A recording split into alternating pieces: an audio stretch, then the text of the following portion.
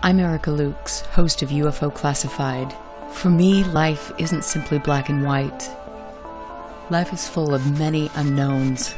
It is my goal to travel the world and to work with the world's leading experts in the hopes of making groundbreaking discoveries. Join me on UFO Classified Friday nights at 4 p.m. Pacific Standard Time, only on KCOR. The river.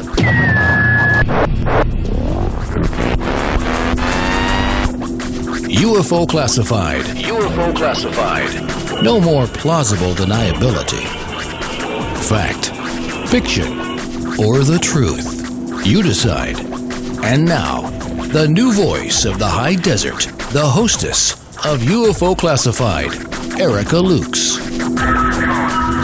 Good afternoon, good evening, I'm Erica Lukes. I was happy to be here with my people on Friday evenings, and as you know, I say this every week, I can't wait to spend my evening with you. I get into chat and I see people that are very serious and professional and have a dedicated approach to this and really want factual information, which is what UFO Classified is about. I have worked very hard for the past few years to bring on guests that will tell you the truth about things, that will help clarify some of the muddy waters that we're moving through. And my guest tonight is just that sort of person. I'm joined here with Chris Marx, and I also have Chris Bartel, who will be on the show, who both spent considerable amounts of time at Skinwalker Ranch, and they're going to shed some light, a much-needed light, on this sacred place that we need to hold in high regard. But first, I want to thank all of you for your support. This is a listener-supported show. If you donate $60 to UFO Classified, you get a really cool shirt. I have to say it's cool. I love my logo. But anyway, you can go to ufoclassified.com to check it out, and also the latest articles and different things that I will share with you. I also want to just take a minute, because I think this is really important, as we know that Storm Area 51 is going on tonight. And what I want to say about that is it's absolutely the most shameful thing that I've ever seen. I think that anytime people go on there to shamelessly to self-promote, they not only put people at risk, they demean and marginalize a very important topic. And, you know, we know who the players are in this, and I think it's really, if we want to raise awareness, we're certainly not going to do it that way. And if that's called raising awareness, then I'm getting off this planet pretty quick. But Chris, I want to just ask you, Chris Marx, what you think about that, because you were supposed to be going there. Hi, Erica. Yeah, actually, my unit was mobilized to respond to Area 51. We are still on standby, I believe, at this point. It is a strain on resources, not just for the military and the Guard, but also for the community, for the state itself, for the county. It's disgraceful, and it's making a mockery out of. It's really, this is the reason why I didn't want to come out of retirement, because the clown circus and the whole scene behind this. I mean, if I have to dress up in a tinfoil hat and go there in a costume and you know, do the whatever they call Chronos run or whatever, I mean, it's pathetic. That's just my take. Well, and then you think about how much money this is costing to get the police out there, to do everything that they're doing to try to keep people safe, and it's like you're pulling resources away from other things. And that, to me, again, it's like, who is going to pay for that? We saw an article in one of the Vegas news outlets, and they were saying that they were thinking about actually pressing charges against the person this Maddie person who originally came out with the brilliant idea, and then also the people that were supporting it, which I fully stand behind. Yeah, that was on Fox 5 local Las Vegas this morning. And another thing nobody thinks about, if somebody gets to the point where they actually are storming a military installation, what do they think is going to happen? It's putting people in danger that think this is a game. You don't storm a military base and expect that they put fluffy handcuffs on you and you've been escorted and maybe become sort of a hero. This is serious stuff, and it's irresponsible. Absolutely, absolutely. And they were asked, I think many times to knock it off, but people saw that they could capitalize on the event, and that's exactly what they did. And then you look at some of the pictures of the people that are there holding Jesus. It was an alien sign, and I mean, honestly, I think it is absolutely.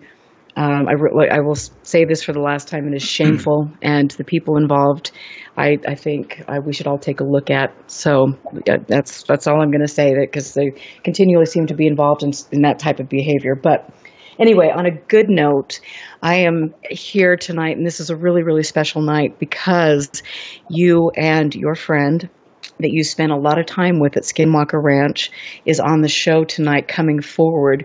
This is really cool. He heard that you had come forward, and he contacted you, and then he wanted to join forces to try to get the truth out about this special place, because it had been marginalized. It had been used as a threat. It is an amazing place, as we all know. It gives you what you put into it and what you bring.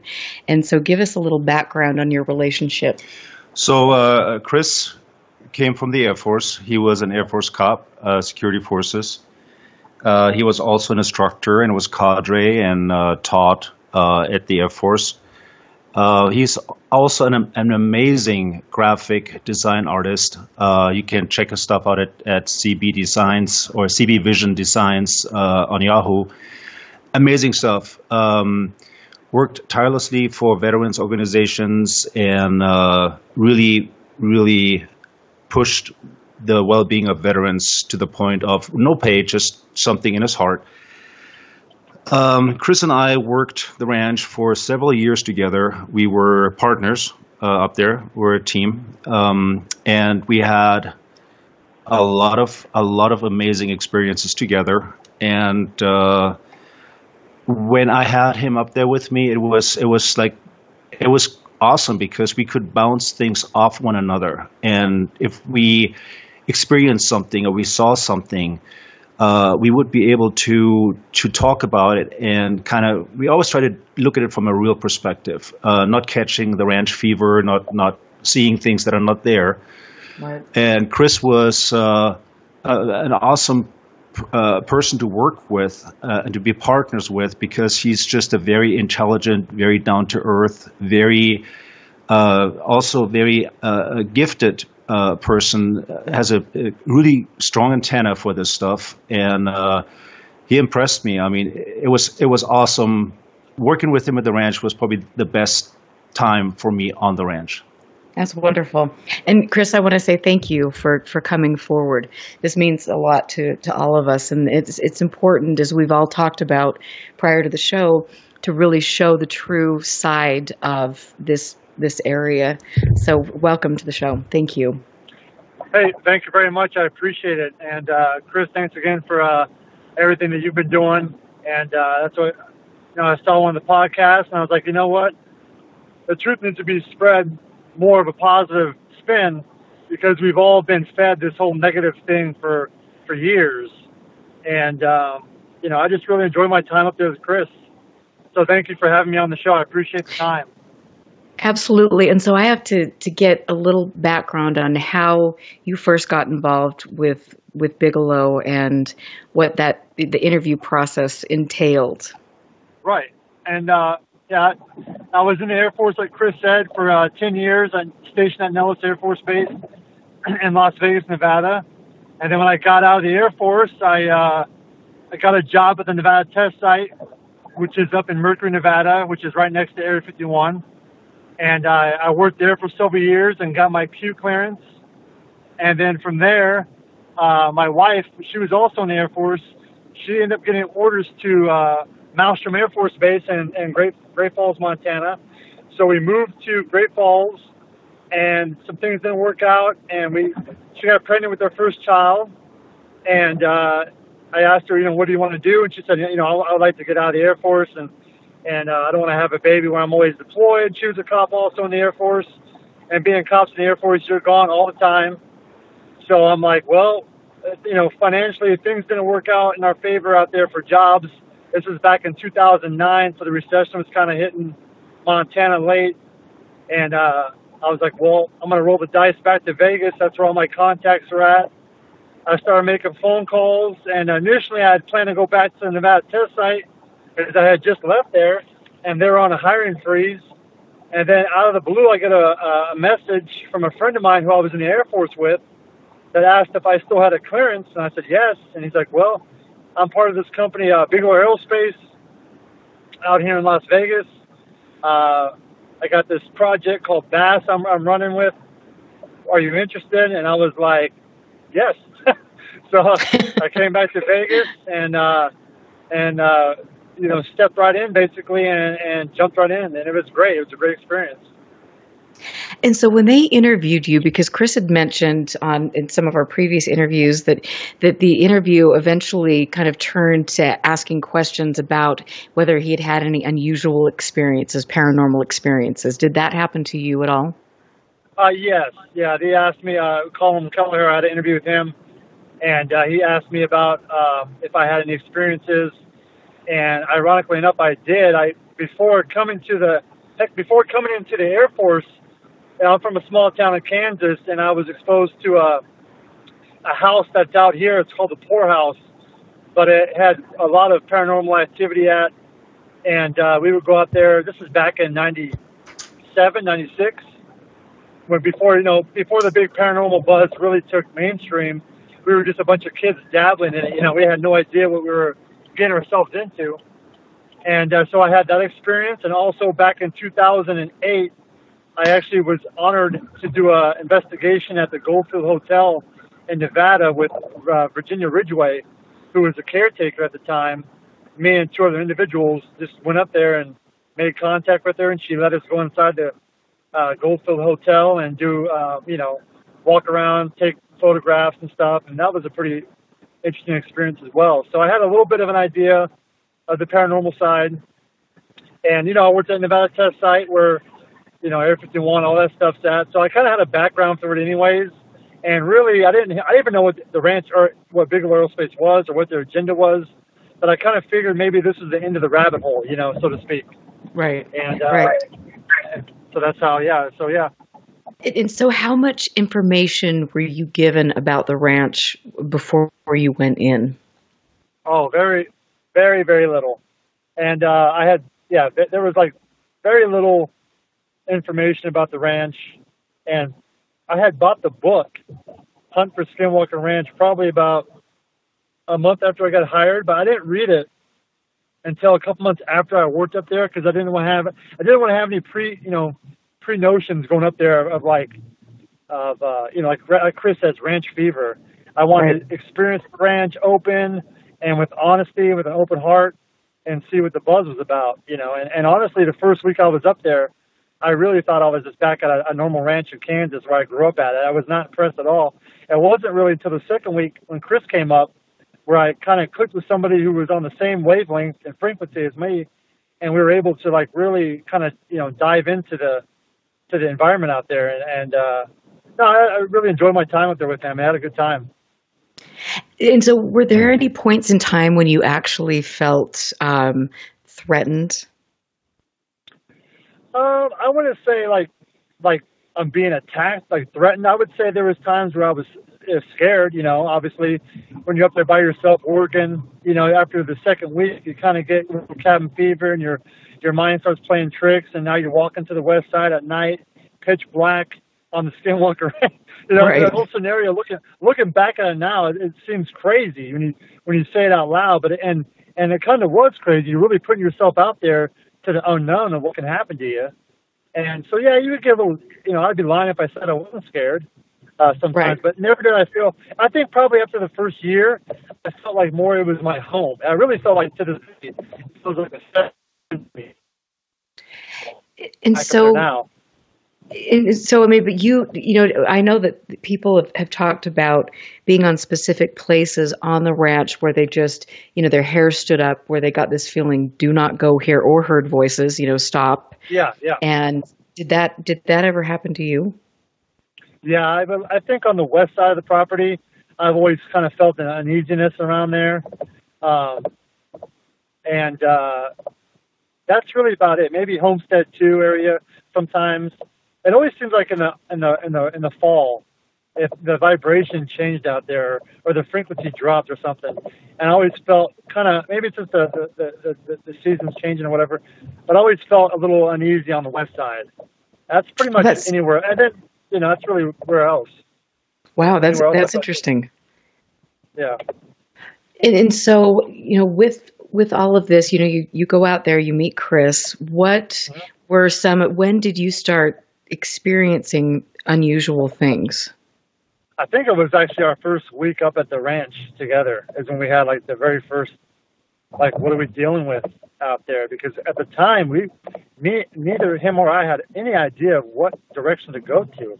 Everybody was really kind of, and even us at first, were trying to focus more on the scientific aspects of trying to collect, like, physical evidence and data. And then it wasn't until maybe a year later we realized that that's not how it works out there in the ranch. You just kind of have to open yourself up. And I think it takes a while for your personal vibration to kind of implement itself into the environment, because the ranch will expose who you really are, your true self, and that's really probably anywhere, but out there specifically, you got a lot of time to really reflect and just absorb the energy around you. So, I mean, I don't know, when I was up with Chris, we just kind of had more of an open mind about things. And we weren't really too interested in trying to get like the like you said before, this like a smoking gun type evidence.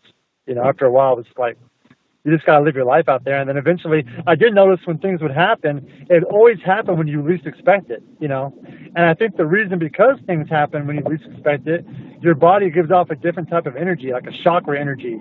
It's a different type of just being scared or startled. So. Mm-hmm. You could be prepared all you want and have your camera ready and nothing would ever happen. It always happened when you're out in your trailer. There was a time when me and Chris heard like footsteps walking through the trailer, and it's like, whoa, we're just sitting down. It's like, how do you explain that? And how can you document it? Because it happens so fast. There's no way to document it, Right, absolutely. And speaking of documenting things, what kind of equipment did you use up there? And how well equipped do you think that you were? I would say we were pretty unwell equipped. We had like your basic night vision and a thermal imager, Kodak cameras, tape recorders, EMF detector. But it kind of reminded me of your basic government standard issued equipment. You get just the basics. Mm-hmm. And we noticed that the cameras that people have been using for years had no real dust filter on the lens cap or had a lens filter on it. So when you take pictures, you would get thousands of dust particles in the air that people thought were orbs. And it wasn't until when me and Chris started bringing up our high definition cameras, our Nikons and my Sony, where it would read that stuff out. So if you got an orb manifestation on camera using one of our cameras, it probably was maybe a real, some type of energy that was there. But at first when I was up there, I'm like, well, of course, you're going to get a bunch of dust particles when you have a giant flash on a camera. It was just basic equipment. So there was no real way to really get a adequate documentation and stuff, I believe, We did the best we could. That's what we had. Well, and that's what Chris has mentioned, that he had to bring up his own equipment to use, which is unusual for a place that we always hear is so, there were $22 million that was allocated from the Pentagon to study. A lot of that purportedly went to Skinwalker Ranch. We'll probably never know, but then you guys are out there with your own equipment and even with the security cameras. It's Chris was telling me that a couple of those cameras, were actually just fake cameras to try to scare people off. They weren't even real. And Chris actually had to go buy his own cameras to put on the property because he knew that you guys were potentially in danger from people breaking onto the property. Of course, yeah. It was crazy. Looking back then, we didn't know anything about the $22 million back then. We just kind of thought, well, this is, and I think that was the reason why they were looking for military type people, because in the military, you work with whatever you got, no matter what the situation is, and you just kind of adapt and overcome whatever's thrown at you, no matter what the resources are. And that was kind of like all of our mindset was just like, well, this is how it is, and we're going to have to adapt and just kind of figure things out as we go, And so how much training did you get going in? I mean, did you, because I would imagine that there would have been some pretty thorough training talking about different things and different ways to use equipment and what you had, what they'd found with NIDS and the other researchers. Did you guys have a training? No, I don't recall, like, your typical government agencies or whatever else. You'd have like a SOP, or you'd have like some significant training that you'd sign off on documents. There, it was at the ranch. It was different. It was kind of like just kind of shoot from the hip type thing. We had there was no real solid training. There was more like a pass-on book or log-off book or a journal where other officers would write like areas of interest or stuff like that. But there was no like, hey, this is how you use this. We kind of already knew how to use the equipment because it was, like I said, it was pretty basic stuff. And so now, were you part of that group that opened fire after the creature walked out of the portal? No, unfortunately, I was not one of those lucky guys who shot an alien. Yeah, I'm sorry. I just had to say that because there have been so many myths that have popped up, and it's just like, oh wow. That's what's crazy. Yeah, that's what's crazy over the years. I've had to sit just like Chris and just gut all this stuff and accusations from, I don't know, like me and Chris really pushed the envelope on how far you can be, immerse yourself in an environment where there's like no doubt you're going to have experience, but then there would be nothing, or there'd be something very small. There was no scientists, I don't think, in mid times that were like out in the mesa with just your backpack and the dogs for not just like a day, for a couple of days to see what, because the only way to experience the ranch is if you're out there 24/7 living out there, and we tried. Me and Chris were thoroughly with the best intentions to try to figure the place out. And like he mentioned before on a previous podcast, he viewed the ranch as a crime scene, and so did I. And our job was to collect data and evidence, real data and evidence, which was almost impossible to get because in the end you realize the only thing that you're just exposing yourself to stuff that's really unknown, and you're doing your best you can, but it's just as weird. And I think it's so wonderful that you guys both got to the point where it's like that you can't do conventional things when you're trying to have experiences and document things. And you really, it sounds like both of you spent the most amount of time on the property really doing what needed to be done to effectively communicate with whatever, or all the entities and different things that were out at the ranch. Yeah, me and Chris definitely had a mindset out there of like, we were genuinely passionate about the ranch. We thought the place was beautiful. We enjoyed our time out there. It was kind of hard for me at the time because I had a new baby and a wife back in Vegas. So emotionally it was tough at times, but every time I was up there, just like Chris, every minute I was out in the hills or in the trees. Oh, I love it. Trying to find that smoking gun or whatever. And we've got to just go to break right now. I'm Erica Lukes here with Chris Marx and Chris Bartel. We will be right back. Stand by. This is UFO Classified with Erica Lukes. Erica Lukes. The phone lines are open now at 702-425-9230. That's 702-425-9230. Worldwide callers use Skype name KCOR Radio. More UFO Classified. UFO Classified. With Erica Lukes on the KCOR Digital Radio Network. After this. Toxins are everywhere, from the air we breathe to the food we eat and the water we drink. In a world where 80,000 known toxins and heavy metals threaten our very existence, how are you going to protect yourself and your loved ones? Introducing Pure Body Extra Strength, the world's first colloidal zeolite that helps trap and remove toxins as well as heavy metals from your body that are messing with your memory, clarity, sleep, and focus. Don't just take our word for it or the testimonials from our thousands of happy customers. Check out the hundreds of articles and case studies on the National Institute of Health website proving zeolite's powerful ability to remove toxins. For a limited time, listeners to KCOR will receive 10% off their first order. To get started, go to trypurebody.com and enter promo code code radio10. Again, that's trypurebody.com. Toxic junk is all around us, but now you can take back control of your health and protect yourself by detoxing with Pure Body Extra Strength. You'll be on your way to sleeping better, thinking more clearly, and feeling more energetic. Go to trypurebody.com right now and get started today. Now, broadcasting in digital HD radio. In the shadows, a voice cries out. Evidence that you're not alone. You said my name. What is your name? Proof that the living and the dead coexist. Or do they? Every Wednesday night, 6 p.m. Pacific, 9 p.m. Eastern, join writer, producer, and paranormal investigator Greg Bakken on Ghost Box Radio as he explores, interviews, and investigates evidence alongside some of the best in the paranormal community and beyond. 6 people killed. Ghost Box Radio, Wednesday nights exclusively on the KCOR Digital Radio Network, because the dead don't sleep. Ghost Box Radio.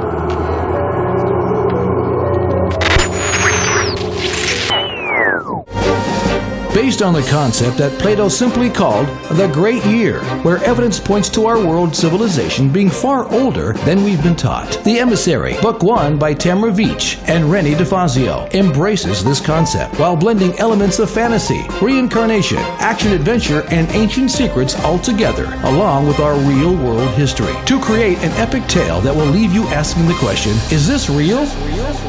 The Emissary, Book 1, now available for 99 cents for a limited time at Amazon.com. Are you ready to go? Turn your radio up. It's showtime! You're listening to the KCOR Digital Radio Network. Break this up. Broadcasting from the heart of Las Vegas, Nevada. Their base is so large it has to draw most of its power from the nearby nuclear fusion plant. The future of radio is here and now.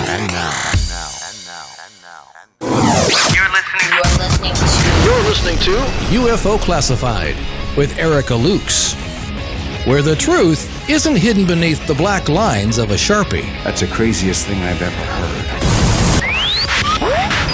To be on with Erica, call 702-425-9230. That's 702-425-9230. Worldwide callers use Skype name KCOR Radio. Radio contact. Share your thoughts on the show on Twitter by using hashtag KCOR. Or head over to the live chats at KCORradio.com. The audience goes nuts. And now, your host of UFO Classified. Are you ready? Erica Lukes. Erica Lukes. Welcome back to UFO Classified. I'm always happy to be here on KCOR, the best digital broadcasting network on the planet. I love my family here, and Tina Marie is exceptional at what she does. I will never leave this place. It's my home. I want to thank all of you for listening, supporting the show. I did a video interview over an hour with Chris Marx that has been up for a little over 48 hours maybe, and it has 1,600 views already on YouTube. Yep. So you can find that. It's a great interview. It is really creating a lot of good sentiment, and we are starting to change the narrative that has been written about a ranch that is a very beautiful place. Yes, there are some negative things that happen there. Is it as dramatic as it sounds? Maybe, maybe not. Is it, I think a majority of experiences that people have there are very positive, and why that isn't getting out because it doesn't sell. Because what sells, these people make shows to sell, for sale. They need to, and what sells? If you wanted to do a show on the ranch that was really based on science and on research, you would have Dr. Davis on there, you would have Jacques Vallée on there, you would have People That Matter, you would have Erlen Strand on there, then Dr. Massimo from Italy.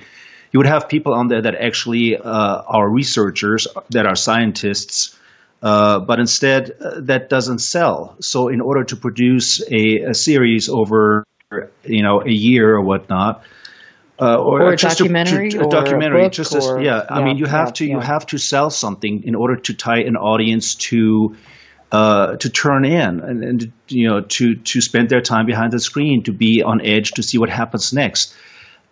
scientific documentation. Probably, I'm sure it could be done. It just hasn't been done yet, and I'm hoping that at some point it will be done. And as you mentioned, as far as the video interview, what I'm stoked about is that it is the right the right people that are giving us the feedback. Right. It is the right people that we want to get feedback from, and we're getting it.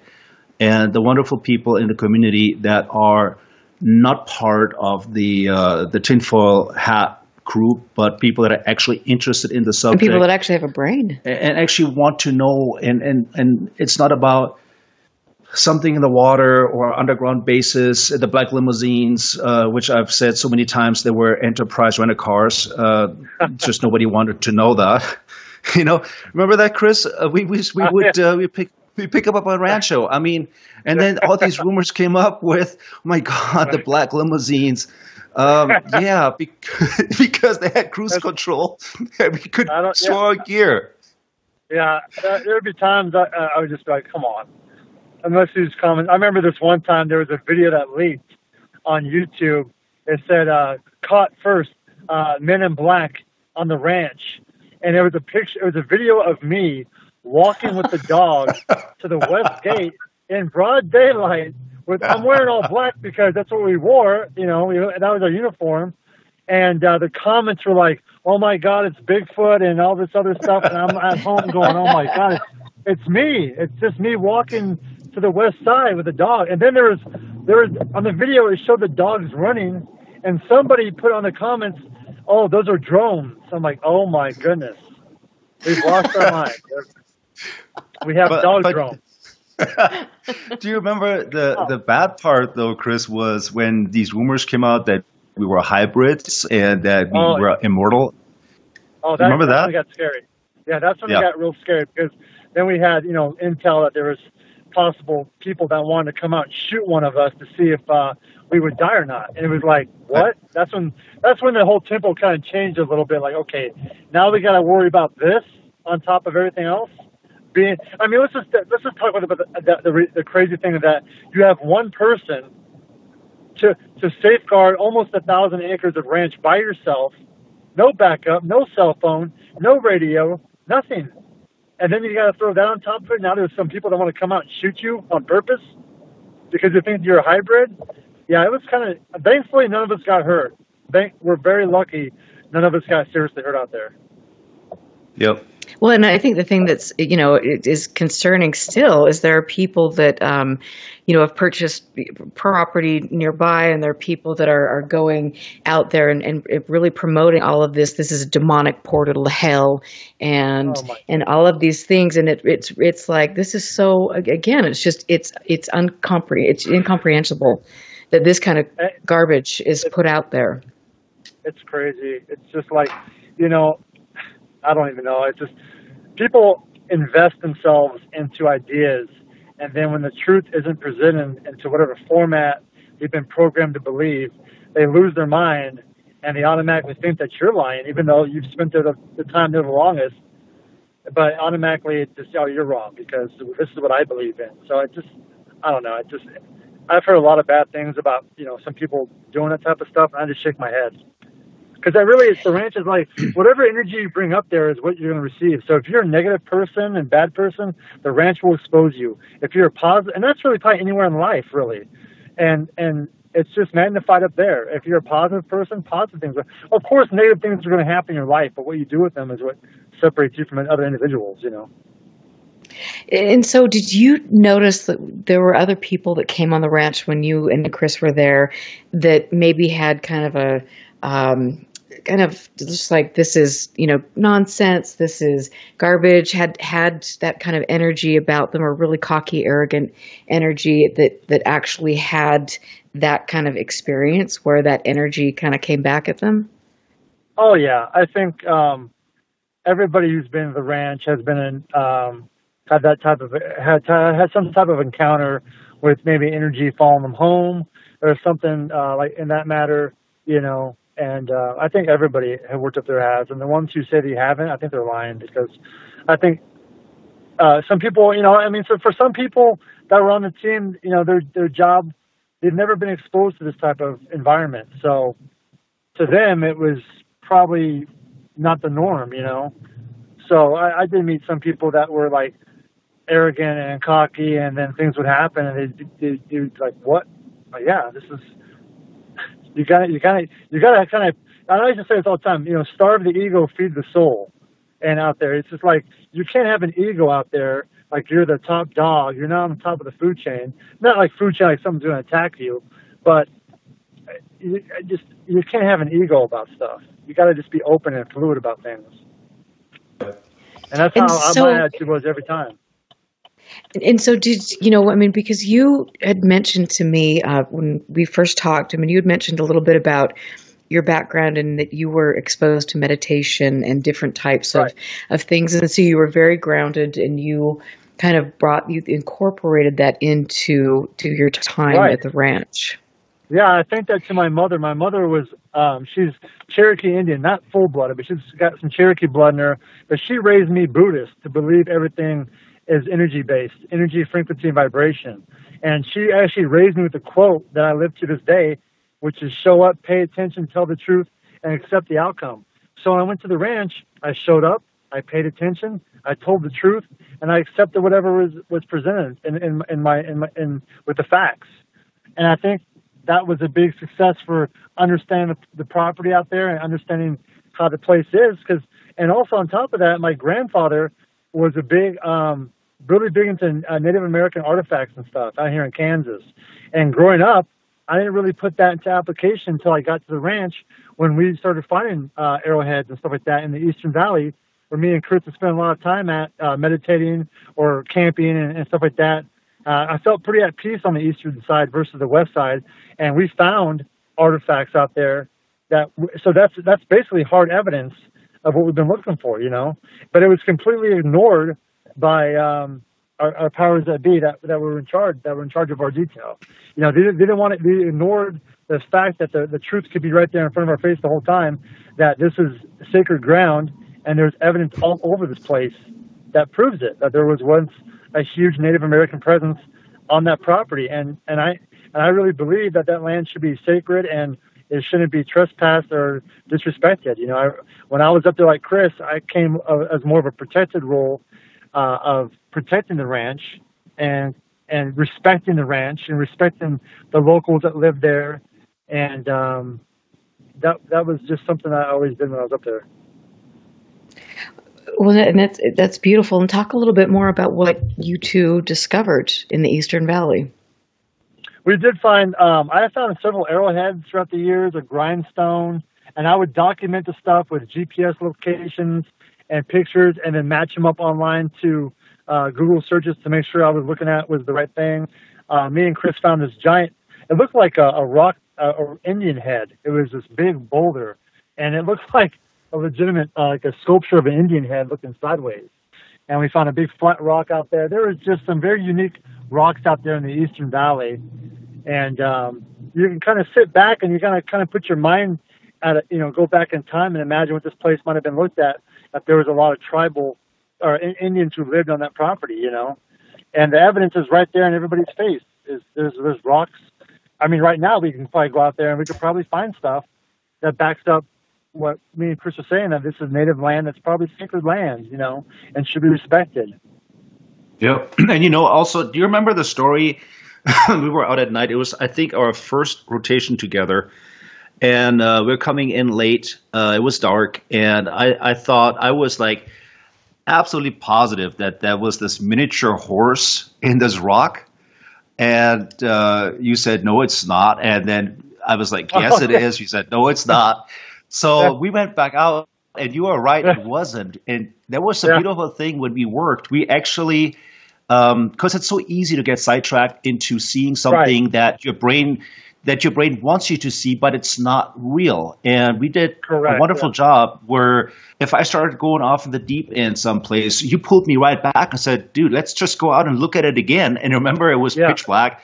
And neither one of us really, it took a little bit of courage, because it was our first rotation together. And we went back out there and debunked it. Yeah, we debunked it. And that's just how were working. We kept checks and balances on each other, and I think that was so productive in what we produced there. Yeah, and that was another thing that I liked about working with you. I do remember that time, but there was also times where I would be, kind of like more focused about getting back to the trailer. We had been out for 12 hours, and I'm kind of just stomping through the environment, and Chris would be like, "Whoa, slow down. We got to observe our environment. We can't be walking around here like blind fools." And I'd be like, "Oh yeah." He would snap me back into like, "Whoa, I gotta pay attention to where I'm walking and be more of an observer around here." And so we worked out. It was a great team working together because we both it was like yin and yang at times, We flowed very well. It was great. And I can see that, and that's really cool. And I would love to have the opportunity to go out there with the two of you. That would be fun. Do you remember? Awesome. Hey, do you remember? Oh, I'm sorry. Do you remember when we actually had the opportunity one winter when that river was totally frozen over, and we actually were able to walk the entire thing? I don't think that's ever been done before or after. No, I don't think so either. That was awesome. We got to walk pretty much the entire basin area around the ranch on the river because it was solid frozen. We had the dogs with us, and I think that was probably the last time anybody's ever done that, which was great because we were able to see parts of the ranch that we never really got to see before because the vegetation was always so thick. It was awesome. Wow. And so what was your first really profound experience at the ranch? I think my first profound experience, and I haven't told many people this. I haven't even told. Well, me and Chris talked about this offline, and we had an incident at the ranch where we encountered a wolf, which Chris found these wolf prints in the daytime while he was running, and I think that night we went out with a mindset, like a military mindset, like, oh, we're going to try to capture this wolf. That was like, it was ridiculous thinking back at it now. What are we going to do? But we were curious because we have never found, this is like a new canine out there that wasn't your typical coyote. It was huge tracks. It was just one set. And that night, we had been out all night long walking. It was a full moon night. It was in October. I'll never forget this because it was so crazy. And we had been walking all night long. We built a campfire to try to draw this wolf in. All three dogs were with us. And finally, it's like 3 or 4 o'clock in the morning. We decided to go back to the trailer, and it had just started lightly raining. And we're walking, and we kind of backtracked our footprints of where we've gone the whole night. And sure enough, we find these wolf prints probably about 50 feet behind our prints. So the whole night, this whole night, this wolf had to jump on us, right? So me and Chris are like, okay, the tactical advantage is gone. We now have our white flashlights out. We just want to get back to the trailer. Now we're kind of like scared. Like, this is something that's been following us the whole night and hasn't done anything. And the dogs never picked up on it. So as we're walking back to the trailer, I'd say we're about maybe a quarter mile away from the trailer. I'm about maybe a couple feet ahead of Chris, and he heard something from this ditch. And he said, "Stop, I heard something."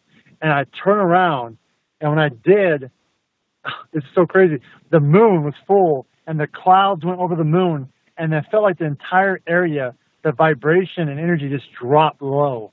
Like it felt like I was walking through water. And I looked at Chris, and I go, "What did you hear?" And I start walking back to him, and out of the gutter, or out of the ditch, we hear this deep guttural growl. And out of the ditch jumped out of this, it looked like the size of a donkey, this wolf.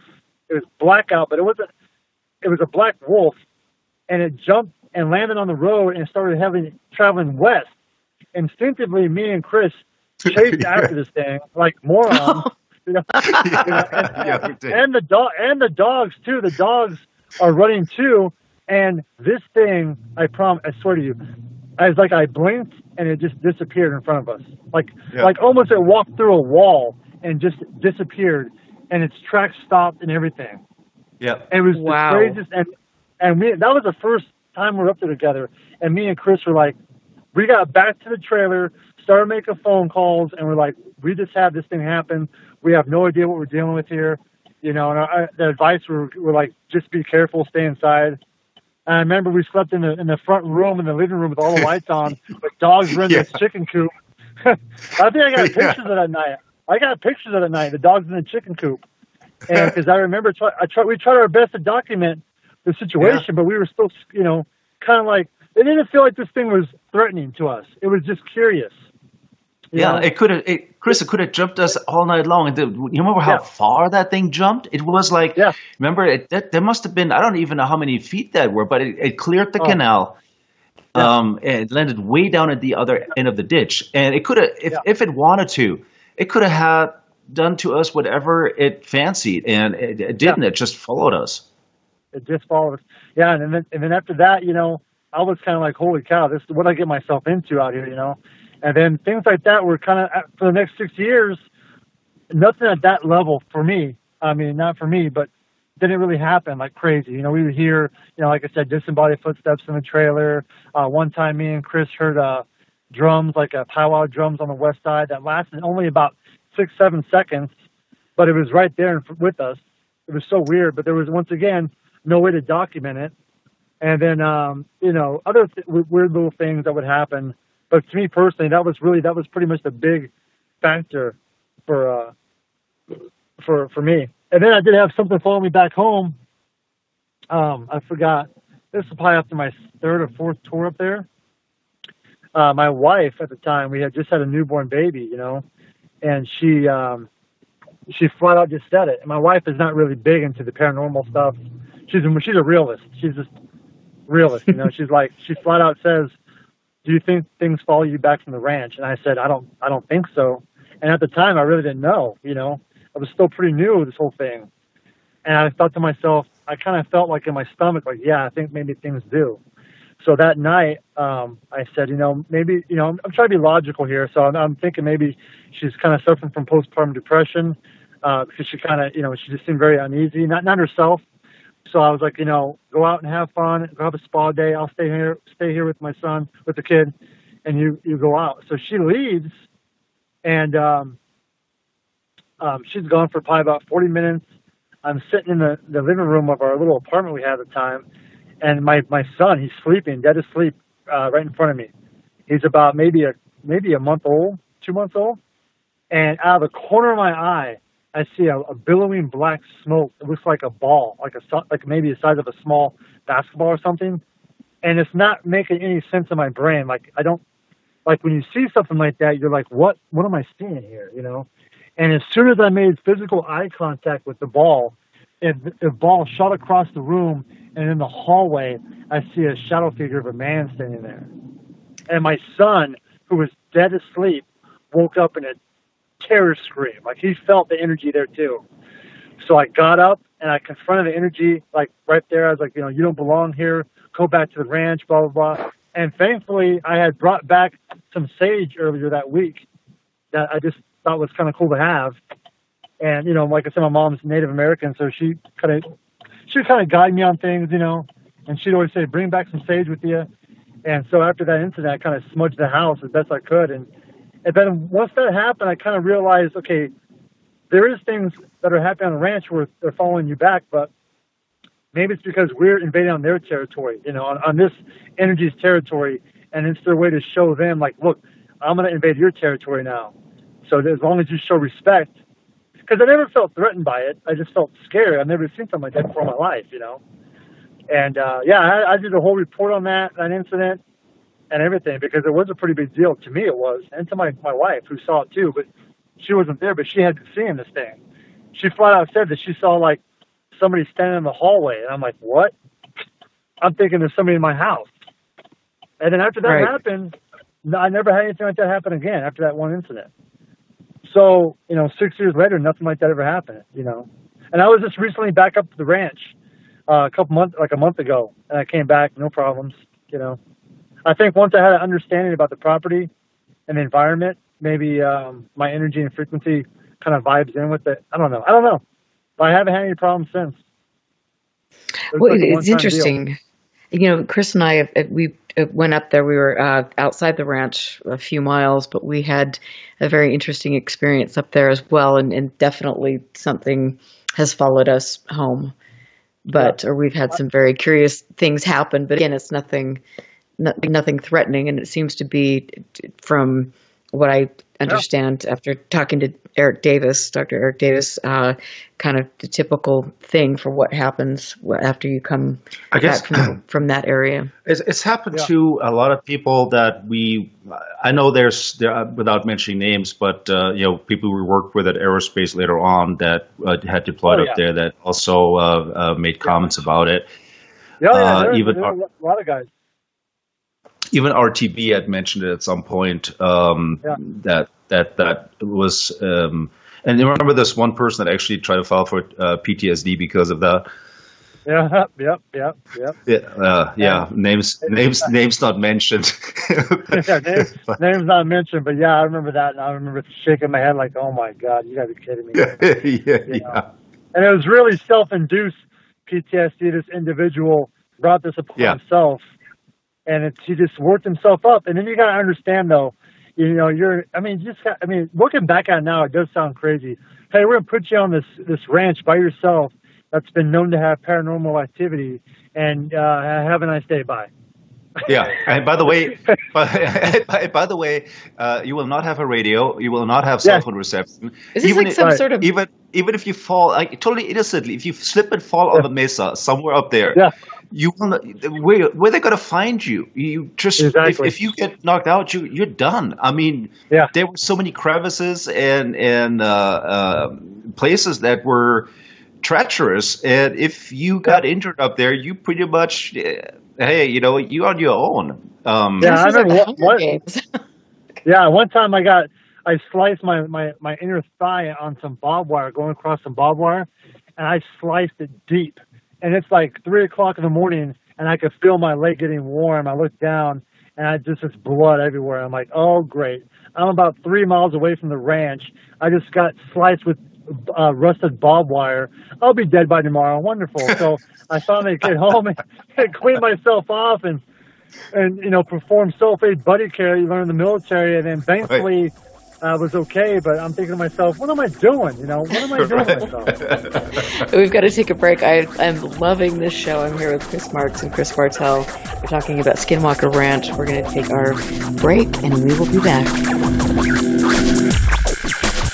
Listen very carefully. This is Houston. Say again, please. Houston, we've had a problem. This is UFO Classified, live every Friday night, 4 p.m. Pacific, 7 p.m. Eastern, exclusively on the KCOR Digital Radio Network.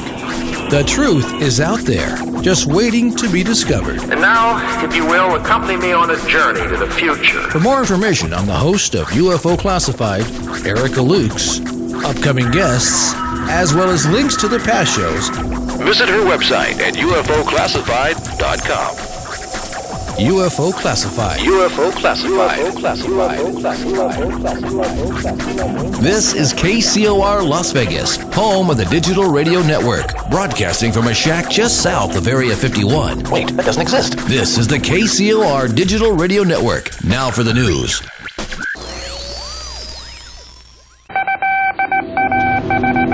This landed at a ranch at Corona, New Mexico. The rancher turned it over to the Air Force. Rancher W.W. Brazil was the man who discovered the saucer. What I thought was a star began coming in my direction at a very rapid rate of speed. The unidentified object, which some sources thought might be a blimp, moved slowly down the Pacific coast from Santa Monica and disappeared south of Long Beach. I saw a UFO, and it went down the river, turned right at the United Nations, turned left, and then down the river.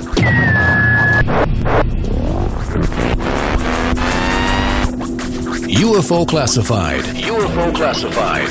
No more plausible deniability. Fact, fiction, or the truth. You decide. And now, the new voice of the high desert, the hostess of UFO Classified, Erica Lukes. Welcome back to another extraordinary exclusive UFO Classified. You're never going to hear this. I have worked for years to try to get specific people that have been involved in the Skinwalker Ranch narrative and people that have had incredible sightings outside of the ranch in the Uinta Basin on my show. If you go back, you can listen to my shows with Christopher O'Brien who knew the Sherman family. You can hear the show with Zach Van Eck, who was the first reporter in the Deseret News to break the story about the Sherman Ranch and also the piqued Bigelow's interest. And so go back and listen to some of my archives. Make sure you share them. I've been very methodical about what I have done with my research and my radio show, and it builds an important narrative to all of this. I met Chris Marx a few months ago, and when I was interviewing him for my show, I knew that there was something very special about him. I knew that he was genuine. He sent me hundreds of pictures and documents to verify, he was who he said he was, and had a lot of reports about the ranch. And now, because Chris came forward over his disgust about the way the ranch was being portrayed. Now we've got Chris Bartel, who has graciously come forward as well to talk about the very unusual experiences there, but also the fact that this is sacred land, that this is a very, very special place, and it gives back to you what you bring into it. And I think that that's incredible. So anyway, Chris, thank you so much. I know you've got limited time to spend with us, but you were talking about you being up there and out in the middle of nowhere and having a sliced inner thigh and going back, and luckily you knew how to take care of that. Yeah, it's just like, I don't know, it's just and there's so many variables of things can go very bad out there, and you'd be on your own pretty much to figure it out, so thankfully none of us over the years got seriously hurt out there. I think all of us sustained some type of injury, but nothing like crazy. Like, thankfully nobody got seriously hurt. And so you had you signed a medical release form, and you guys were taken to Reno to have MRIs, right? Yes. Yeah. That was MRIs done on our brains that we never even got the results from. So to this day, I mean, it was a great trip. It was awesome that it was paid for to go to Reno for a day. And, but I kind of wish I would have saw the results of that MRI scan. Like, come on. But whatever. Chris, what I thought, I mean, we talked about it on the trip up, because remember, it wasn't just that. They were taking urine samples. They were doing all these human testings on us. And so, especially when we went to Reno, and they did a slew of medical procedures on us. EEG is pretty random. Somebody will do an EEG on you, and the AKGs and all the other stuff that they tested us for and never gave us any results. At that point, I started to wonder, it's like, and we talked about this back then, are we the hamster, or are we the guy with the white coat, or are we both? Exactly. Now, to this day, I think we were kind of both. Yeah, I really, looking back at it now, it's definitely guinea pigs. You're kind of thrown into an environment and see what happens to you. And you're going to hire military guys that are not that come from a background of being able to adapt over any situation. So I don't know, we're just kind of used to that mind. That we're just kind of used to that world. Of like, this is how you do it. This is what you do. No questions asked. Gotcha. Copy that.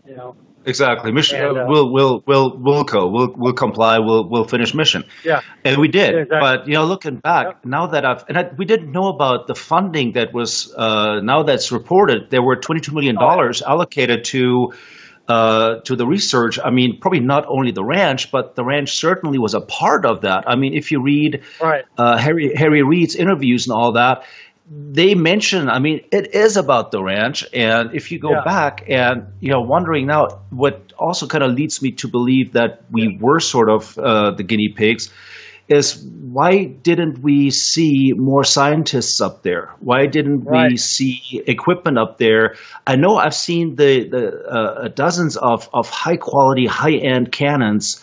They were at the Polaris building. And I actually had asked if I could check them out, if I could. There was all kinds of crazy equipment that was good and we could have used, but we had point-and-shoot cameras. Half of them didn't work. The batteries were worn down. The flashlights that they gave us were the ones you buy at a gas station. I mean, if you look back, it all kind of makes me wonder. It's like, why didn't we have the equipment? And why were there so few scientists that actually came up there? Right. It's like, you want me to document evidence, but give me no tools to do it, really. Okay, cool. Typical military mission. That's like, good. Let's see what we can do, And so how? I kind of, looking back now, I'm like, what the hell? So how many times did you see Kelleher or Bigelow at the property? 0. 6 years, 0 times. I think Mr. Bigelow went up there like one weekend when I was in Vegas. I think it was because we were uncovering a lot of artifact stuff out there that all of it's at the ranch still, and I think he went up there to kind of like debunk it, or like, nah, it's not what you think it is. But that's the only time I knew. I had a lot of respect. I still do have a lot of respect for both of them. But Cullum was pretty busy at the time too. I really liked Cullum a lot. He was all about gathering as much detail as possible. And even when people were saying, don't document the artifacts, it's not important, he would still say, no, definitely document whatever you see. That way it's more pieces to the puzzle, because that's the ultimate goal, is to kind of figure out, well, what makes this place so special. And I think really, like I said before, everything is energy, frequency, and vibration based. So I think maybe the energy of the history of that property is maybe embedded into the environment, and occasionally it resurfaces into whatever form it was then. And if you happen to be in that area, you happen to experience it. Or there is some type of intelligent energy there that doesn't want people, stomping around and being disrespectful to the property, and that's why it comes home with you, to kind of give you a warning, like, hey, look, you trespass on my land, I'm going to trespass on your land. And like I said before, somebody asked, do you think we should leave the ranch alone? And I say yes, to a point. I don't think we should have a bunch of people out there putting fingers in a pie. I think the place should be respected, and because I do believe it's sacred ground, and I think it should be respected, and I think the people, that would be the best interest in everybody, I mean, what's the goal? Humans always want to try to figure things out, and humans always want to control everything. Well, this is a situation we can't control. We're just supposed to experience it and then evolve with it, That's just the key to it, evolve with it. Don't try to, put a cap on it and bottle it up and sell it. Just, I don't know, it's just interesting.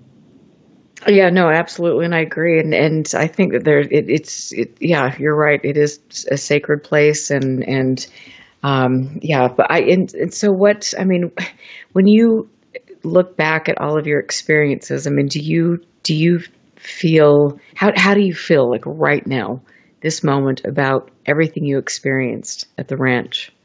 I feel like I'm missing a piece of the puzzle. I think all of us do. I feel like we're missing a piece of the puzzle. I think I'm pretty secure with what I believe at the ranch is, which is the Native American side of the house. I've always said that since day one. And I think that needs to be more, I think that needs to be more taken seriously and respected. And, like I said before, to me, that place is my second home. And I really enjoyed my time out there, and I really appreciate every moment I had out there to explore and experience an area which was very unique in its own. And I'm happy to meet all the friends I made on the way there, and even the relationship with the caretakers, and even my time at Bigelow Aerospace. I loved it. It was the best job in the world. There's no way I can ever get a job better than that, even if it's working for myself, because it was such a unique experience to be a part of a team of its first of its kind, really, in an area, and just kind of go with the flow of it. It was great. I had a great time there. I loved it. I wish I could go out there more. I know, I do too. It is really, it is a beautiful place. I mean, just even if there was nothing paranormal taking place, it is just one of those places you walk into and it's like, it's a postcard. Yeah, it is. It's beautiful. Yep. And so, did you ever have a UFO sighting? No, nothing like your typical UFO sightings that you would, you normally see on whatever TV show. I did see one time. I was on the eastern side of the property at the east gate, and it was probably like about 3:00 in the morning, and I saw it looked like a helicopter, like a small glowing glittering gold light, and it looked like it was right above. It looked like it was right above the trailer. And in my mind, I'm like, is that a helicopter? I'm like, what is that? So by the time I turned the car around and I started flying to the house, it was gone. I was like, well, that was weird. So, that's how the place is. You can never really document it. It's just kind of like, okay, that was weird. Maybe it was a falling star. You try to make logical about everything first. You try to make sense. Right. You have a platform at the ranch where you can write whatever story you want, and people are going to believe it. And that's what has happened over the past, Mm-hmm. So it kind of muddled out the truth and fiction, And this situation, there was no way for me to document it. I think I do remember mentioning in the report that I saw this, and I tried to record it with a GoPro or something that I had at the time, but there was no way to document it. It would just happen so quick. But that was it, and so I just went to bed. It was just like, okay, whatever, I saw something weird. And so, speaking of, just the way that the ranch has been portrayed, and that was one of the things that upset Chris so much, was the way that it had been portrayed. And obviously that stirs something up in you as well. Right. Yeah. The whole, the narrative from the start has always been there's a predator on the property and there's cow mutilations and dogs blowing up and all this stuff. And it could be true. I don't know. Back then in the 90s or whatever, maybe that stuff did happen. But I will tell you this, when I was up there for 6 years and lived up there for pretty much, every month for 2 weeks for 6 years, I never had those experiences of something slaughtering the dogs or even that type of predator mentality. I felt like maybe I was always being watched out there. You always had that sensation of you're being observed or watched. Yeah. And after a while, you become pretty okay with that. Okay, I get it. There's something here that's watching me, and it knows my pure self. My true self. But if you think about it, if I knew going into this job that there was some type of cow-eating monster out there that's slaughtering our dogs and whatever, I'd be like, what? You want me to work there? I don't think so. Why would anybody work there? So, did you ever hear anything about the stories that, like that? Did anybody at Bigelow ever tell you anything about those old reports? I remember, no, nothing. We were kind of, like I said, guinea pigs, the whole situation. Mm-hmm. But I do remember this one time I was talking to an individual, and some of our part of our job was to go out and gather intel with locals and stuff like that. Not nonchalantly go out and talk to people about stories, experiences. The more evidence, the better. Or maybe somebody would tell a story that we can guide our investigation to. But I remember one time I was in Vernal. I think it was in Walmart getting our groceries or whatever. And somebody our ranch manager was talking about where we worked at, and this individual said, "Oh yeah, their family had lived in Utah, that area of Utah, for 50 years, and they were saying that some of the ranch mutilations were done by locals to maybe scare people, or maybe at the time there was a depression where food was scarce, so cows were missing because people were taking them from ranchers, and slaughtering them for food."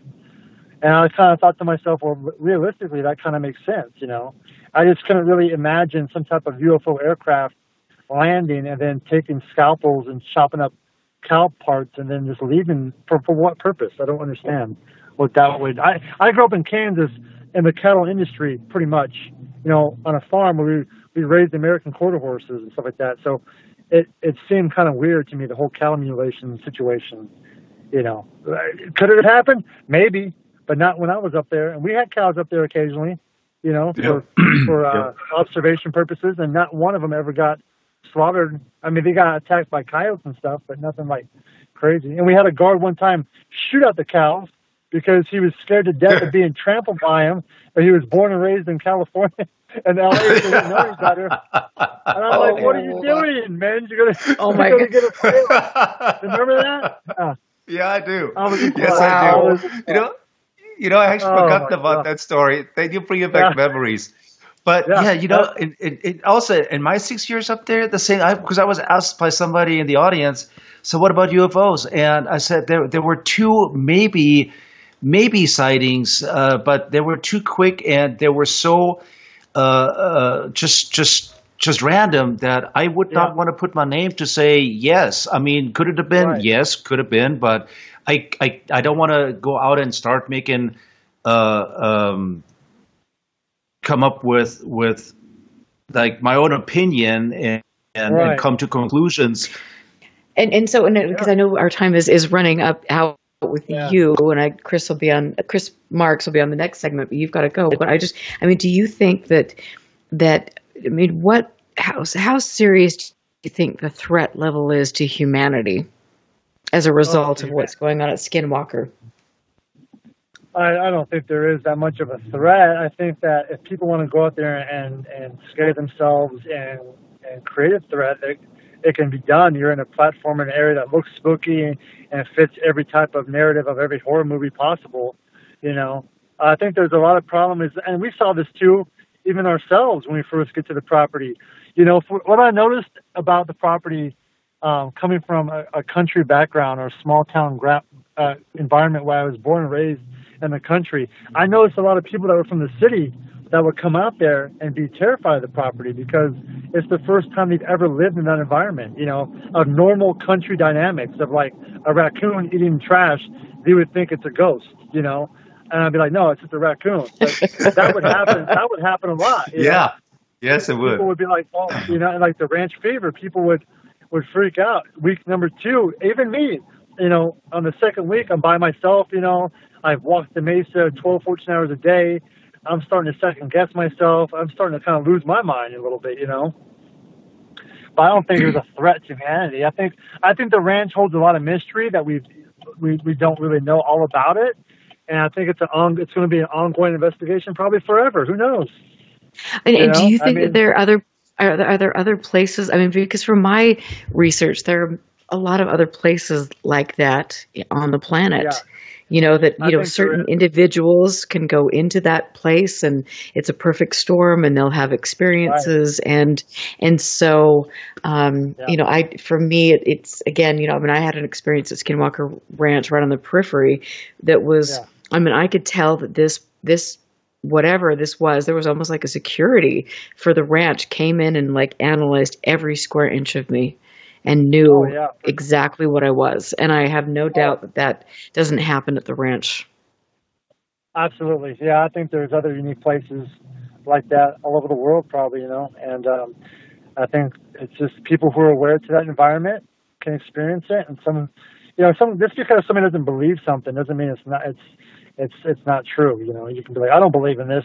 And I used to say all the time at the ranch, people would be like, well, I don't believe in this, I don't believe that. And then they would have the experience. And they'd be like, okay, what do you think about that? And they're like, oh, it's this, this, and this. And I'm like, yeah, but it could have been something else, But then again, whatever. People will believe whatever they want to believe. I went up there with the mindset of just having an open heart and a genuine heart about the property and about whoever I worked with, and just kind of went with the flow of the environment, That was it. Yeah.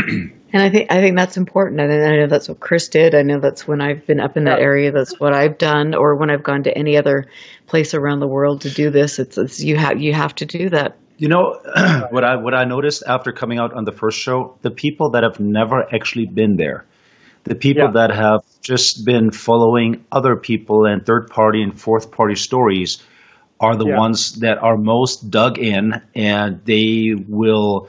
It has become a cult of personality of who you want to follow as far as the narrative.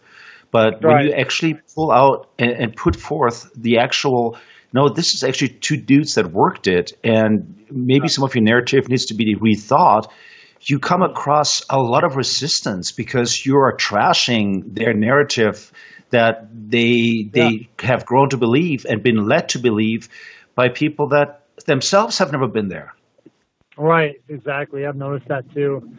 And it's like, I'm sure the people that own it now, the new owners and stuff like that, they've probably experienced things too.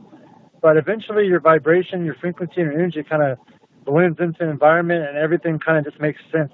But it only happens after you spend a considerable amount of time up there, Yep. It's just, and we would see it all the time. People would come to I would meet people at the East Gate up there that have drone all the way from California just to come out there. So now you've invested all your time and money to drive all the way out to the Skinwalker Ranch, and you see me just standing at an old cattle gate, like, "Hey, what's up?" Right. And right. It totally kills the experience, and then they get pissed off, and then they want to. I don't know, and I get it. I don't know. I would think it's like, come on. But in order to really experience a property, you got to invest your time into that environment. You got to throw yourself out there. And I don't think anybody has ever done that besides when we got on board. Then we would spend all of our time, all of our energy into that property as much as possible. And I think we got a good idea of what's going on out there. Yeah, I think we got a good feedback from it. And yes, we did spend very, very little time. I mean, we were just there to basically barbecue at the back porch, and then we headed back out. And you were out there, though. You spent days out there, camping without a tent, meditating, communicating with whatever. Yeah, Chris found this place we call Stonehenge. Remember that up on the mesa? Oh, yeah. Yep, up on the Eastern Valley area, Yeah. And we would spend nights out there. It was awesome because at night it almost felt like you're in the universe. It would be so clear in the stars, and we're used to Vegas where you don't see the lights and stuff like that, stars, and it was a great refreshing trip to go up there and kind of get back in touch to what's real, which is the fact that we're all connected to everything, the universe, the earth, humans. It had a real profound connection experience being up there. It was great. Yep. Isn't that wonderful? And I love the fact that both of you have so much respect for that. And I honestly feel, I know that all of us met for a reason. Yep. And it's because we have something to do, and that we need to get a message out to the public. I don't have any alternative motive. Right. I have no alternative motives. I'm just here to kind of shed light into my beliefs, and that's it, into my experiences. That's it. And thank you so much. And I hear that music, and we've got to go. Thank you, Chris Bartel, for being here. I'm going to get you back on the show. Yeah, thank you. We will be back. I appreciate it. Absolutely. We will be back after the break, so stick around. Stand by. This is UFO Classified with Erica Lukes. The phone lines are open now at 702-425-9230. That's 702-425-9230. Worldwide callers use Skype name KCOR Radio. More UFO Classified with Erica Lukes on the KCOR Digital Radio Network. After this. Vegas, baby! Vegas' #1 source for talk and new music. How cool is that? 1 million miles till midnight. A story of timelines, artificial worlds, simulated races, and the galactic imprint, and the destiny of a blue world called Earth. 1 million miles till midnight, written by Solaris Blue Raven, is a journey through the mind's eye which allows the reader to surf a wave of technological and multidimensional intellect, revealing a bridge between conscious design and the truth. A multidimensional bleed-through awakens the world of artificial intelligence to set sail into the frontiers of a vast multiverse, morphing planets and terraforming ascended worlds beyond the linear programs of a fated race.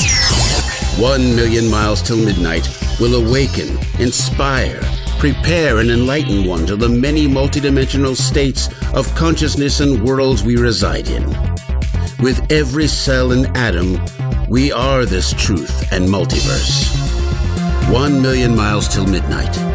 Written by Solaris Blue Raven. Available now at Amazon.com. Don't wait.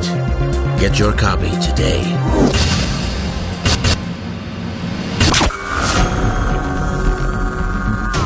There is a world outside that which we live in.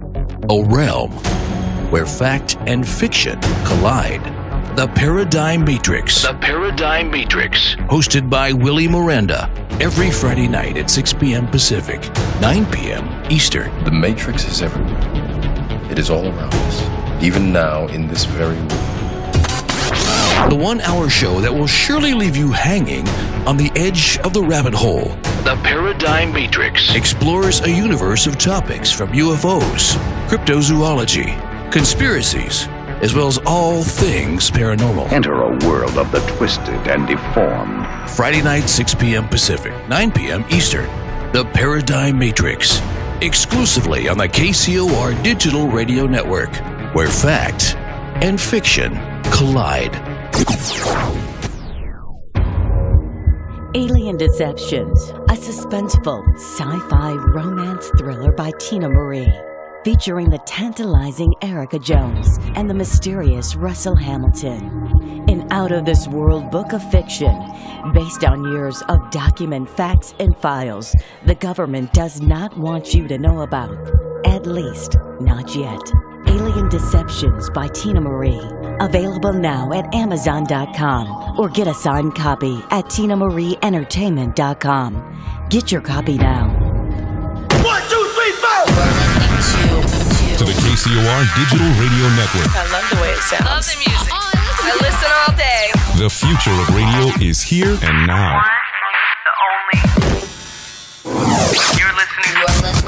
You're listening to UFO Classified with Erica Lukes, where the truth isn't hidden beneath the black lines of a Sharpie. That's the craziest thing I've ever heard. To be on with Erica, call 702-425-9230. That's 702-425-9230. Worldwide callers use Skype name KCOR Radio. Radio contact. Share your thoughts on the show on Twitter by using hashtag KCOR.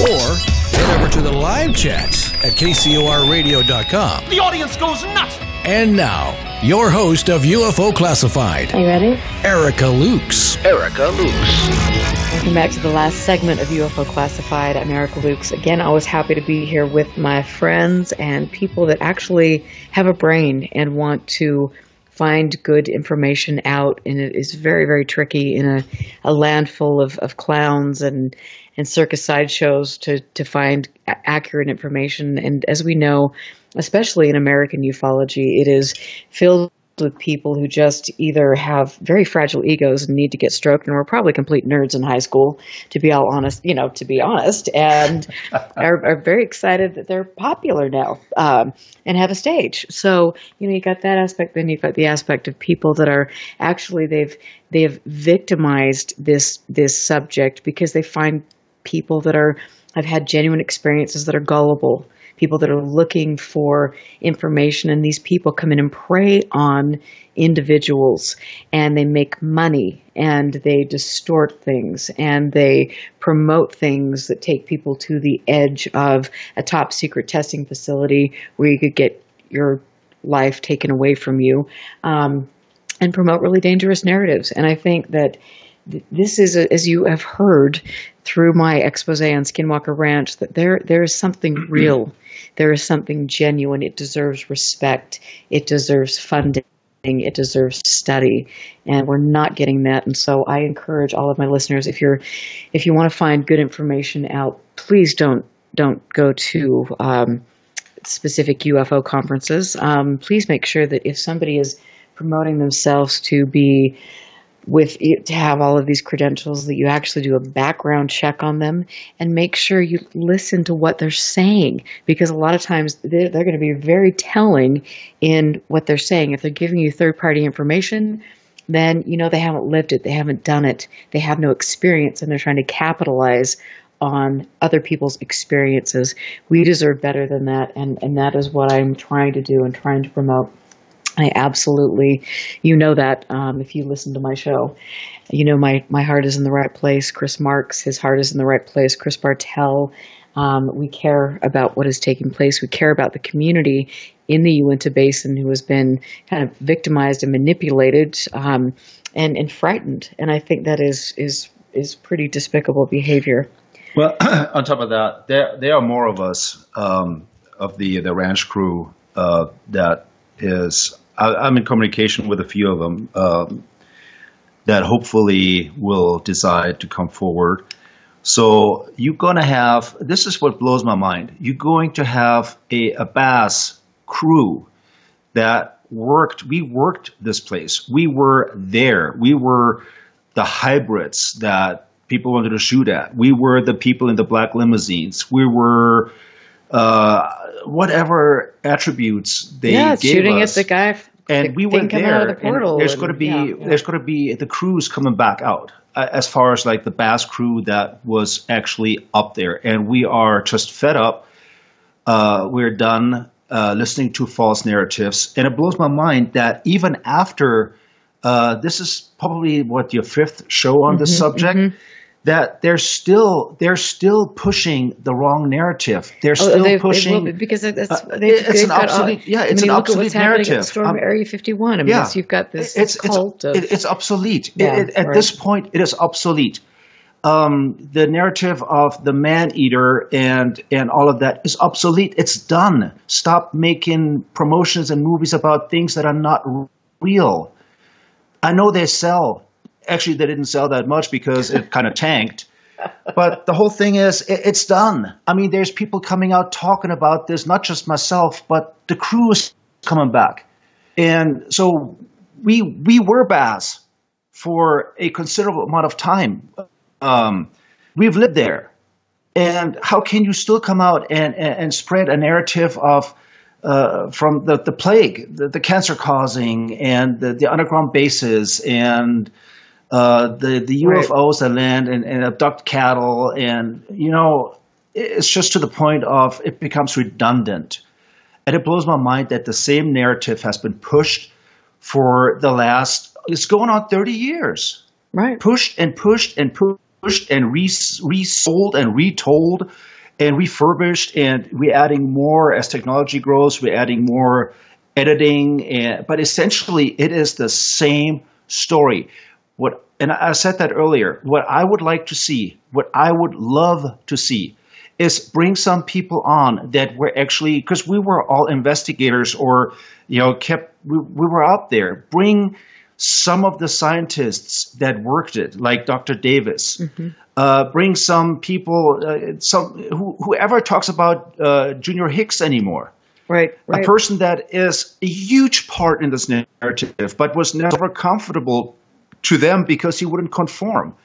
Why don't we bring those people back that actually worked it, that were the ones that conducted those experiments? Right. Well, and I will say that I interviewed Junior Hicks, and he didn't have a lot of warm and fuzzies about his interactions with certain people. So, right. But I think it would be wonderful to just get a core group of us up there and videotape it and sit around and talk about different experiences. Both Dr. Frank Salisbury and Junior Hicks have had some very profound experiences dealing with people and having their own, questioning their own religious beliefs and things. I mean, there's so many important factors that go into this, and so many people that have been pushed out of the narrative that are important in this whole thing. And I remember I had a conversation with Frank Salisbury, and I asked him about the book Hunt for the Skinwalker, and he said there were a lot of things in there that were completely blown up. Yeah. But they weren't, he didn't feel that they were accurate. Right. And you also gotta think, there were times where we were up there for days and nights and weeks where nothing happened. But everybody has that expectation where you set foot across that fence line, you cross that gate, and all of a sudden, boom, you're in some sort of a, like C-class horror production. It's not that way. Like Chris Bartel had said, there's a certain vibe, there's a certain energy. You have to become tuned in. And I know interview I had with your father a while back, Jeffrey Blackburn. He had said, and this really made a lot of sense to me, people are tuned to a certain frequency and they feel comfortable because that is their go-to. In order to really experience what is going on up there, you have to dial to a different frequency. You have to dial down or dial up. If you're tuned to 100 FM and you stay on 100 FM, nothing is going to happen, and you're going to be influenced by just your emotions, by your fear, and fear feeds on itself. The more fear you display, the more you're going to scare yourself. But if you tune away from the 100 FM and you tune into 104 or wherever, whatever it may be, and you start, like Chris Bartel said, you start jiving with it. You start looking at things from a different perspective. You have to put yourself in a different perspective. And you can't do this by just walking on the ranch and do some hocus pocus and trying to replicate some of the things. Well, and it's dangerous. It is, because you don't know what you're dealing with, I think, at the end of the day. And I think, I love that kind of respect that you have for that. And you paid the price. You went through all of these things. You had these experiences, and you understand that there can be significant fallout because you're playing with things you don't understand at the end of the day. Right, and not just necessarily fallout that's coming from the ranch to you, but also fallout that you create for yourself. Because there is a lot of mind games. And if you are on a property that is dark because it's lit by ambient lighting, like every countryside is, nothing special on the ranch. It's not like after 30 feet, it's pitch black when your vehicle lights don't illuminate the road anymore. Well, of course, it's everywhere you go where there's no street lights. It's going to be dark. So a lot of times it's your own mind getting you wrapped up down a rabbit hole, leading you down a rabbit hole, and you have to be able to turn that off. You have to be able to turn that part of your mind off, and that only happens, as Jeffrey said, if you tune to a different frequency.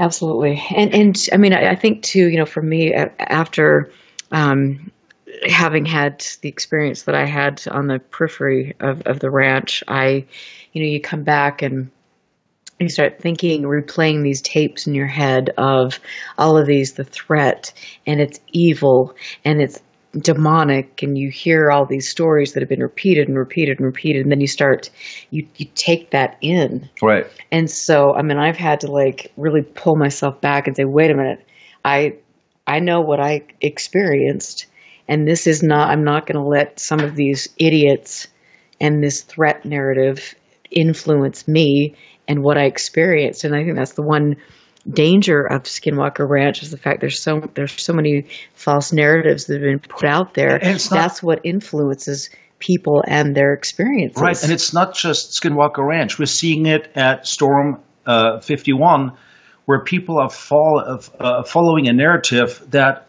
inherently can be very dangerous. Like I told you before, my unit has been mobilized to go there. It was on a state contract where the governor put us on standby to respond in case they actually do storm. You don't know who you're dealing with. All of a sudden, you find yourself on the other side of the fence, and you're dealing with people that are, well, most of them are there for the thrill, and it's all fun and games, and maybe you see a concert or whatever, being part of a group. There are certainly fringe elements of that group that can be dangerous, that really believe that there is a huge government conspiracy. I don't know what they think is going to happen. You don't storm a military base. You've got to be met by people that do carry M4s that have live rounds in them. And you got to be met by a squadron or a flight of black helicopters that going to rotor wash you back to the fence line. Right. That's what's going to happen. And it's crazy that people are there speaking and talking about. Well, I think the list of people that are speaking, there's no educational value in my opinion. But I also think that it's I don't know. I just think the whole thing is sad. And you've got all of this great news that has come out about the Navy and them talking about unidentified objects, but then you've got this other news that's coming about the Storm Area 51 and then showing people in tinfoil hats and Jesus is an alien, and that completely counteracts what we've been seeing in the news about the Navy and some of these positive developments. It's just like, are you freaking kidding me? Maybe people aren't ready to hear about the real stuff. Maybe they just want to follow a narrative. Maybe they just want to follow C-class movies on Vimeo or wherever they're sold. I don't know. It certainly is. There's an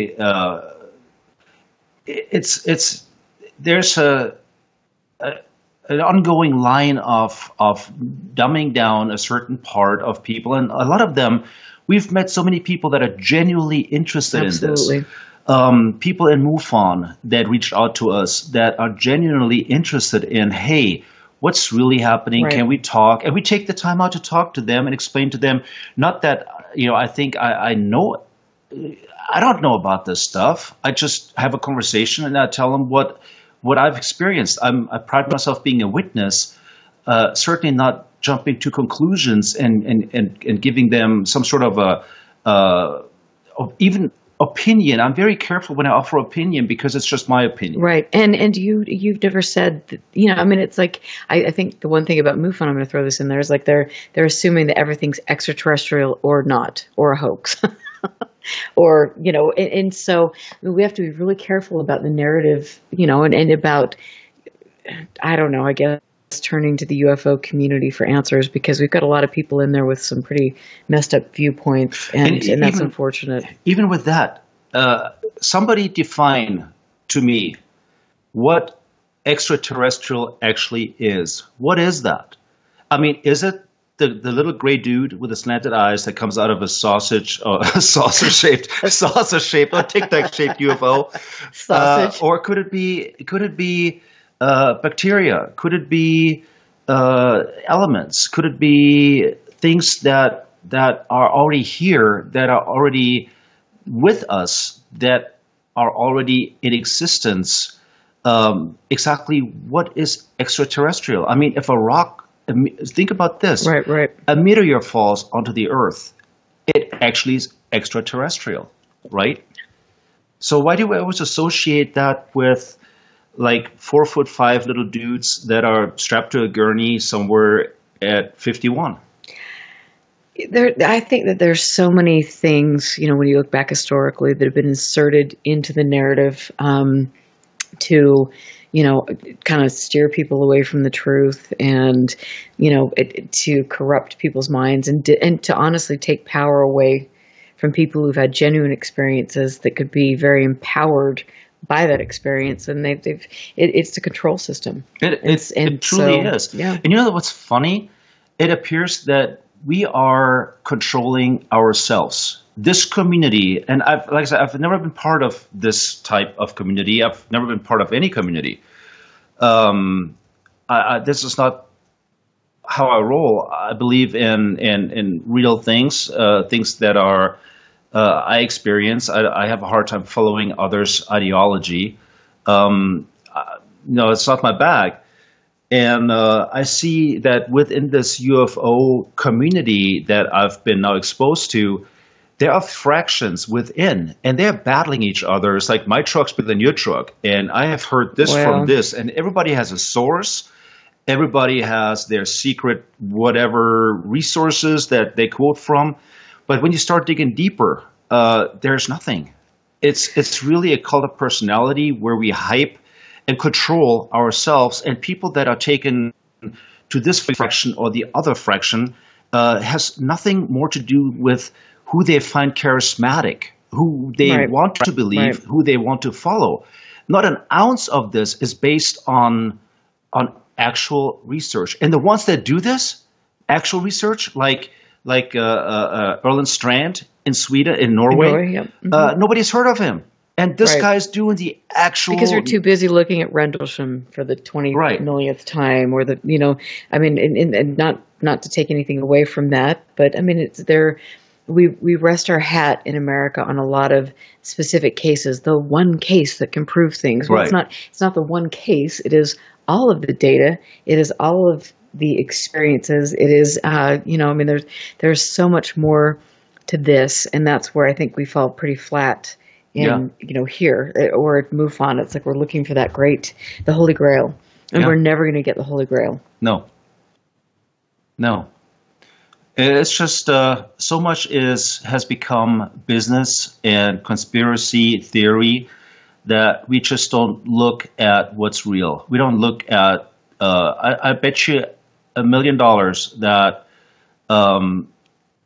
70%, maybe larger than that, of people out there in the so-called UFO community never heard of Salisbury or read Salisbury or read Strand or to an extent in recent history Eric Davis or Junior Hicks, people that were telling stories, or Barry Greenwood, or Jan Aldrich. The list is long of people that are actually real, that have put, because from most of the reason is because these people are actual researchers and they stay behind the scenes and they don't want to get involved with a community that is so freaking dysfunctional that they would promote utter crap. Right.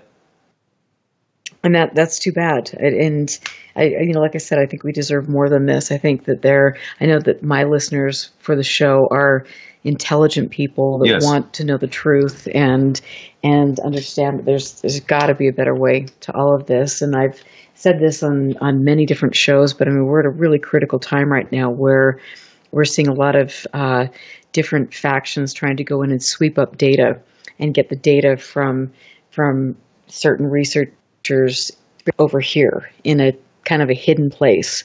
A lot of researchers are dying off and they're donating their files, overseas, which I really don't understand. It's absolutely crazy. We should be keeping it here in America where we could actually do something with it, but that's another story. But, you've got this kind of thing, this data sweeping taking place. You've got the fact that now we're seeing a lot of mainstream media. There's a lot of focus on the threat. There are a lot of, the research, the history of the subject is disappearing. Right. And it is going to be rewritten unless we get off our asses and do something about it. Right.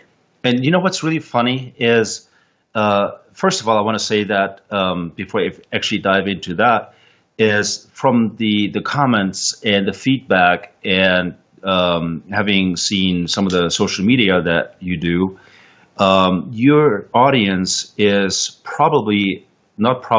is the most intelligent audience out there. You were able over the years to harvest people that are actually really interested, that have intelligent questions, which we will answer, that make sense, and they actually can spell. Wow, it's amazing. And you got a great audience of probably the best audience out there. Absolutely. The most intelligent, the most dedicated. They're so dedicated to you. And if they have questions, and some critical of you, that ask you questions, hey, Erica, what do you mean by that? Can you clarify? And you do. But instead of focusing on being a community that is productive, we put up forth like washed up rock stars. Actually, not even rock stars, but washed up, third-class punk rock band dudes. Well, and I have to say that people have accused both of us of being people that are just, complaining and trying to stir up trouble, and it should all be love and light in the UFO community. It's like, okay, first of all, let me just set this record straight. I've been through this. I have paid my dues. I've been through a lot to try to get the truth out there. I pay for my show every week. I have paid a lot of money to go all over the world to do this. I have endured a lot of slander and stalking and abuse. You would not even believe. And so when I come out against certain individuals, I am doing that for a reason. I am doing that because it is deserved. I don't do that until I am pushed to that point. And I'm sorry, but I personally feel that we have a responsibility for this community to make it better. And you don't make a community better and move forward unless you cast a light on these despicable characters that are manipulating people and the public perception. To piggyback on that, when you say you've been stalked, you have been stalked. You actually had stalkers that came after you. You had a person not too long ago walk into your place of business and to claim that he needed to he had a fake ID on and tried to convince you to let him switch your modem, which was perfectly working fine, in order to switch a modem. Right. So. It's been very disconcerting, and so I think, like I said, I am very supportive of a lot of people, and I think it is my job to give people, the right people, a voice, because they deserve that. And I've taken a lot of hits and a lot of abuse, and there have been a lot of nights I've cried myself to sleep because of the kind of crap I've had to endure. So, like I said, when I come out and I specifically call people out, they deserve it. Yep. And we deserve better than this. And then it's absolutely... Yeah, I'm not as you could probably tell, never been a big fan of PC. I'm don't have much of a filter, and I don't adhere to the political correctness. I think that's a control tool by itself. Why would I self-censor myself? I'm not going to. Right. So I am going to call things that I see the way I see them. Right. And I appreciate that. And I love it. And I thank you so much for everyone being here tonight. Tonight was a really important show. Please make sure that you share it, get it out there. The truth needs to be told. And I'm doing that. We're doing that. We're all doing that together. And you're supporting me, and we're doing the right thing. I'm Erica Lukes. I will be back next week. Stick around for Willie Miranda. Have a wonderful and safe weekend, and we'll catch you next week. Listen very carefully. This is Houston. Say again, please. Houston, we've had a problem. This is UFO Classified, live every Friday night, 4 p.m. Pacific, 7 p.m. Eastern, exclusively on the KCOR Digital Radio Network. The truth is out there, just waiting to be discovered. And now, if you will, accompany me on a journey to the future. For more information on the host of UFO Classified, Erica Lukes, upcoming guests, as well as links to the past shows, visit her website at UFOclassified.com. UFO Classified. UFO Classified. This is KCOR Las Vegas, home of the Digital Radio Network, broadcasting from a